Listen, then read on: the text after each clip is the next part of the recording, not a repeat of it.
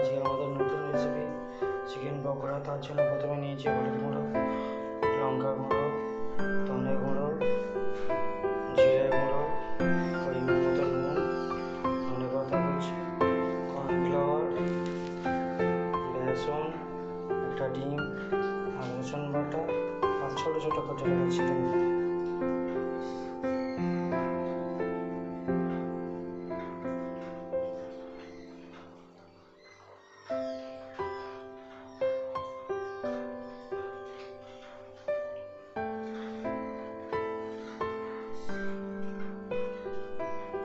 পকোড়া তৈরি করার জন্য প্রথমে দিয়ে দিলাম ডিম, এক এক করে সব উপকরণ মিশিয়ে নেব।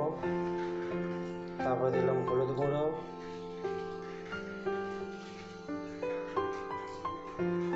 তারপর দিলাম লঙ্কা গুঁড়ো,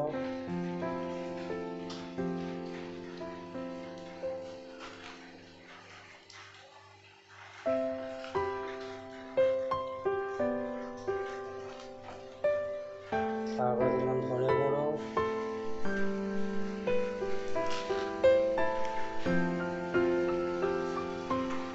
তারপর দিলাম জিরে গুঁড়ো, তারপর দিলাম পরিমাণ মতো নুন,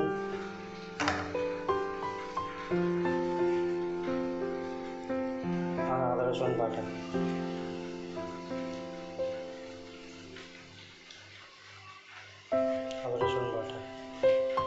পুরোটা মিশিয়ে নিয়েছি মশলাগুলো দিয়ে। এবার এর মধ্যে দিয়ে দেবো বেসন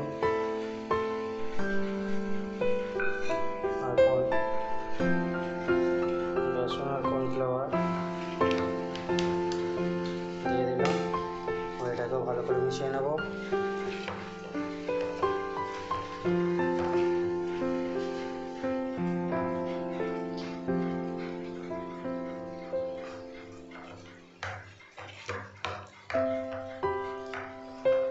ভালো করে মিশিয়ে নিতে হবে, তবে মুচমুচে খাসতে হবে।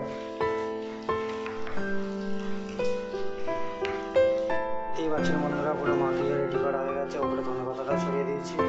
এবারে আধ ঘন্টা রেখে দেবো আমরা এটাকে রেস্টে। তারপর আমরা আসছি ভাজার সময়। আধ ঘন্টা পর চলে এসেছি।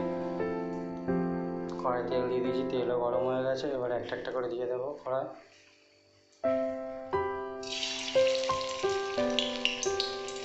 দেখুন কত মুচমুচে খাসতে হবে।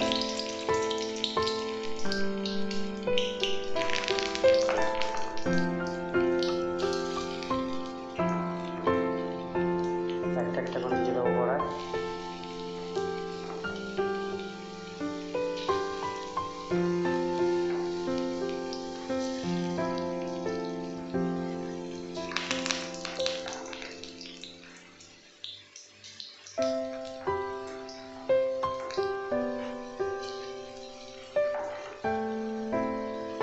এইভাবে আপনারা বানিয়ে দেখবেন, খুব সুন্দর লাগবে।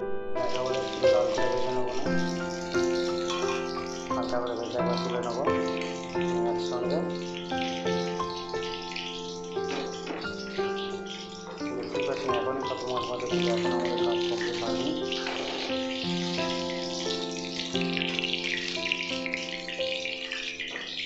আমাদের ভাজা হয়ে গেছে হালকা করে। এবারে দুটো একসঙ্গে মিশিয়ে নেব, ভালো করে ভেজে নেবো। নিলেই আমাদের হয়ে যাবে কমপ্লিট চিকেন পকোড়া মুরগির কাজটা। সেটা দিয়ে দেবো আরেকটা ভাজা।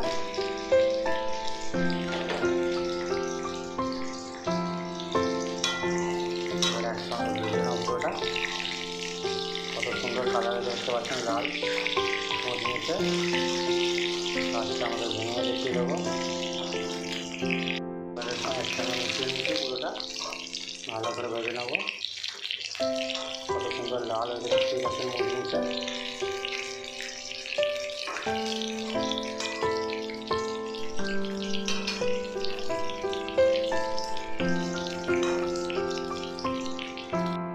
কত সুন্দর হয়ে গেছে, দেখুন দুটো লাল মুচমুচে একদম দেখতে।